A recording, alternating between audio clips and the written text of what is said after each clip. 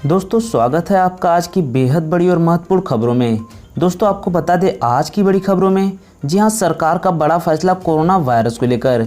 इसके अलावा आपको बता दें मोदी जी ने संपूर्ण भारत के लिए लॉकडाउन को लेकर कई अहम फैसले लिए हैं। इसके अलावा आपको बता दें जी हां, चीन अब भारत को देगा 600 अरब डॉलर रुपया। जी हां, इसके अलावा आपको बता दें वंदे भारत मिशन के तहत 2000 भारतीयों की स्वदेश वापसी हो चुकी है। जी हाँ, इसके अलावा आपको बता दें झारखंड ने गुटखा पर बहुत बड़ा फैसला लिया है। जी हाँ, जानेंगे सभी खबरें विस्तार से। तो दोस्तों आज हम आपको इस वीडियो में इन्हीं सभी महत्वपूर्ण खबरों के बारे में बताने वाले हैं। तो वीडियो को ध्यान से आखिर तक देखते रहिए ताकि आपसे कोई भी जानकारी मिस ना हो। तो दोस्तों आगे बढ़ने से पहले एक लाइक कर दीजिए। चलिए जान लेते हैं चीनी बीमारी की आज की ताज़ा अपडेट के बारे में। आपको बता दें भारत में संक्रमित मरीजों की संख्या लगातार बढ़ती जा रही है और यह संख्या 59,662 के ऊपर पहुंच चुका है, जिसमें से 17,847 लोग ठीक होकर अपने घर जा चुके हैं और 1981 लोगों की मृत्यु हो चुकी है। इसी के साथ बढ़ते हैं इस वक्त की अगली बड़ी खबर की ओर। चीन से वसूले जाए 600 अरब डॉलर। कोरोना से हुई नुकसान की भरपाई के लिए सुप्रीम कोर्ट में याचिका दाखिल। जी हाँ, दुनिया के कुछ अन्य देशों की तरह ही अब भारत भी कोरोना महामारी के चलते हुए व्यापक आर्थिक नुकसान की भरपाई के लिए चीन पर 600 अरब डॉलर के हर्जाने की वसूली कर सकता है।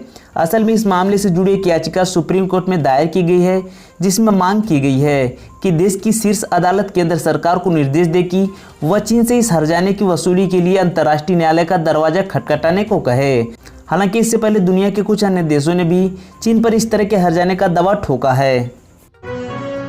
वंदे भारत मिशन के तहत पहले 2 दिन में विदेशों में फंसे 1458 भारतीयों की हुई स्वदेश वापसी। जी हां, कोरोना वायरस महामारी का कहर पूरी दुनिया में बरकरार है। वायरस के फैलावे को रोकने के लिए दुनिया के लगभग हर देशों में लॉकडाउन लागू है। वहीं लॉकडाउन के बीच दूसरे देशों में फंसे भारतीयों को वापस लाने का सिलसिला भी तेज हो चुका है।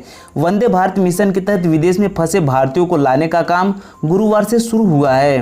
वंदे भारत मिशन के तहत पहले 2 दिन में 17 बच्चों समेत 1458 भारतीय स्वदेश लौटे हैं। इस मिशन की शुरुआत 7 मई को की गई थी और पहले दिन एयर इंडिया एक्सप्रेस की 2 उड़ानों में संयुक्त अरब अमीरात से 9 शिशुओं सहित 363 लोगों की वतन वापसी हुई थी। WHO ने चेताया, हो सकता है कि कभी ना बन सके कोरोना वैक्सीन। जी हां, दुनिया भर में कोरोना का तोड़ ढूंढने के लिए 100 से ज़्यादा वैक्सीन प्री क्लिनिकल ट्रायल पर है। कुछ का इंसानों पर प्रयोग शुरू किया गया है। इस बीच शीर्ष हेल्थ एक्सपर्ट ने अलर्ट किया है कि हो सकता है कि दुनिया में कोविड-19 का वैक्सीन ही न बन पाए। दरअसल ऐसी आशंका इस कारण है क्योंकि HIV और डेंगू का भी वैक्सीन कई सालों की रिसर्च के बाद भी नहीं मिल सकी है। विश्व स्वास्थ्य संगठन में कोविड-19 के विशेष दूत डॉक्टर डेविड नोबरा ने कहा, यहाँ कुछ वायरस ऐसे हैं जिनकी कोई वैक्सीन नहीं है। हम यह नहीं मानकर चल सकते कि वैक्सीन आ जाएगी। अगर यह आती भी है तो क्या सभी तरह की सुरक्षा और क्षमता के मानकों पर खरी उतरती है या नहीं।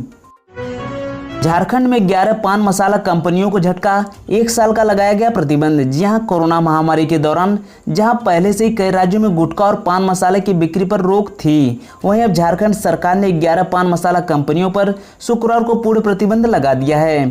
खाद्य संरक्षण आयुक्त ने 12 महीने के लिए इन्हें बैन किया है। इन्हें स्वास्थ्य मानकों के अनुसार खतरनाक पाया गया है। जी हां, बताया जाता है कि विभिन्न जिलों से 41 पान मसाला के नमूनों की जांच की गई थी, जिसमें मैग्नीशियम कार्बोनेट की मात्रा ज़्यादा पाई गई, जबकि फूड सेफ्टी एक्ट 2006 में दिए गए मानकों के मुताबिक मैग्नीशियम कार्बोनेट मिलाया जाना प्रतिबंधित है। जन स्वास्थ्य के हित को ध्यान में रखते हुए पान मसाला कंपनियों को बैन किया गया है। प्रतिबंधित कंपनियों में रजनीगंधा, विमल, शिखर पान पराग, दिलरुबा, राजनिवास, शोहरत, मुसाफिर, मधु बहार है। अयोध्या राम मंदिर निर्माण ट्रस्ट में डोनेशन देने वालों को मिलेगा इनकम टैक्स में छूट। जी हां, अयोध्या में श्री राम मंदिर निर्माण के लिए बने श्री राम जन्मभूमि तीर्थ क्षेत्र ट्रस्ट को दान देने वालों के लिए भारत सरकार ने बड़ा फैसला लिया है। सरकार का कहना है कि मंदिर ट्रस्ट को दान देने वाले दानवीरों को 80G के तहत इनकम टैक्स में छूट दी जाएगी। इसकी अधिसूचना central board of direct taxes की तरफ से जारी कर दी गई है। बता दें देश में कुछ ही धार्मिक स्थान है जिनके ट्रस्ट में दान देने वालों को धारा 80G के तहत टैक्स छूट दी जाती है। 5 स्टार होटलों को कोरोना हॉस्पिटल में बदल रही सरकार, बुक हुई 170 कमरे। जी हां, देश भर में बढ़ रहे कोरोना वायरस के लगातार खतरे के बीच केंद्र से लेकर राज्य सरकारें लगातार इस घातक वायरस से निपटने के लिए कड़े कदम उठा रही हैं। इसी कड़ी में दिल्ली की आम आदमी पार्टी सरकार भी लगातार कोरोना से निपटने के लिए कड़े फैसले ले रही है। जी हां, इस बीच दिल्ली सरकार ने राजधानी के 5 स्टार होटलों को कोरोना हॉस्पिटल में तब्दील करने का फैसला लिया है।